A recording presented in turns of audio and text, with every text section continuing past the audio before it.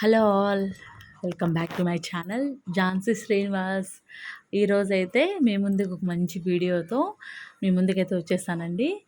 అదే మా శ్రీకాకుళంలో వెరీ స్పెషల్ అయిన గుళ్ళు, ఒకటి అరసవిల్లి, రెండవది శ్రీకూర్మం అండి. దాంట్లో ఇప్పుడు నేను శ్రీకూర్మం గుడిని చూపించబోతున్నాను మీకు. సో ఇక్కడ చూస్తున్నారు కదా, మనం స్టార్టింగ్ వెళ్ళే దారిలో ఏంటంటే విష్ణుమూర్తి యొక్క అవతారం, దానికి సంబంధించి అంటే ఆ అవతారం ఎత్తడానికి ఏంటి, దేనివల్ల అవతారం ఎత్తాల్సి వచ్చింది మొత్తం వివరంగా రాసుంటారండి. స్టార్టింగే ఉంటుంది. సో చాలామంది ఇక్కడ స్టే చేయడానికి కూడా ఉంది. అండ్ చాలామంది కూడా మొక్కులు ఉంటాయి కదా, అవన్నీ తీర్చుకుంటూ ఉంటారండి. సో లక్కీగా మాకేంటంటే సాటర్డే వెళ్ళాం మేము, కానీ దర్శనం మాత్రం చాలా బాగా అయిందండి.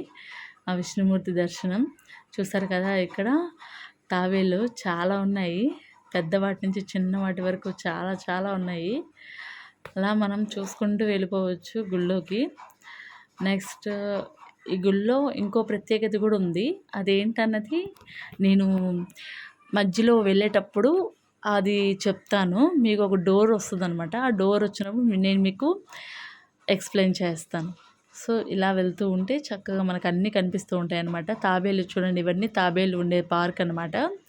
మొత్తం తాబేలు పార్కే. వాటికి తినడానికి మనం ఏదైనా పెట్టచ్చు, వాటికంటూ వాళ్ళు విడిగా పెడుతూ ఉంటారు. అలాగా చక్కగా చూసుకుంటూ వెళ్ళిపోవచ్చు. అండ్ నెక్స్ట్ ఆఫ్టర్నూన్ వచ్చే వాళ్ళకి ఇక్కడ అన్నదానం ఫెసిలిటీ కూడా ఉందండి. చూస్తున్నారు కదా. సో మేమైతే దర్శనంకి ఇప్పుడు వెళ్తూ ఉన్నాము. అలాగా నెక్స్ట్ ఏంటంటే, ఎప్పుడైనా సరే విజిట్ చేయని వాళ్ళు ఉంటే కంపల్సరీగా విజిట్ చేయండి. డెఫినెట్గా విజిట్ చేయాల్సిన ప్లేస్ అంటే శ్రీకూర్మం అండి, అరసవిల్లి అండ్ నెక్స్ట్ శ్రీకూర్మం అనమాట. ఇది లోపల గుడికి ఎంట్రన్స్. చూస్తున్నారు కదా, అది గుడి, దానికి గజస్తంభం ఎదురుగా. అండ్ నెక్స్ట్ ఇప్పుడు నేను ఒక డోర్ చెప్పాను కదా మీకు స్టార్టింగ్లో. సో ఆ డోర్ ఇప్పుడు వస్తుందండి.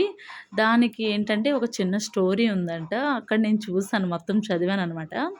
అది అప్పట్లో రాజులు పరిపాలించేవారు కదా, వాళ్ళు పరిపాలించేటప్పుడంట ఆ డోర్ నుంచే స్వరంగ మార్గం ఉండేదంటండి కాశీకి వెళ్ళడానికి.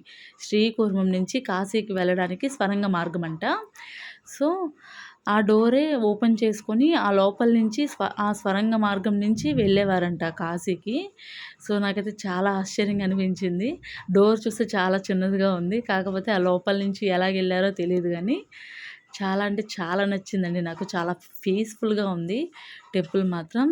సో ఏకాదశి అలాంటి టైంలో మాత్రం ఖాళీగా ఉండదు. సో చూడాలి, విజిట్ చేయాలనుకుంటే డెఫినెట్గా నార్మల్ సాటర్డే కానీ లేకపోతే ఎనీ డే మీరైతే వెళ్ళి విజిట్ చేయొచ్చు.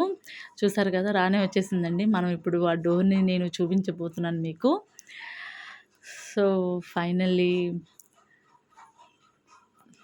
ఇప్పుడు ఏంటంటే ఆ డోర్ అనేది క్లోజ్ చేసేసారంటండి. ఇదిగోండి, ఇదే ఆ డోరు. అక్కడ మ్యాటర్ రాసుంది, నేను చదివాను మొత్తం. అదిగోండి, కాశీ ద్వారం అని ఉంది కదా. సో ఈ డోర్ నుంచి వెళ్ళేవారంట లోపలికి స్వరంగ మార్గం నుంచి.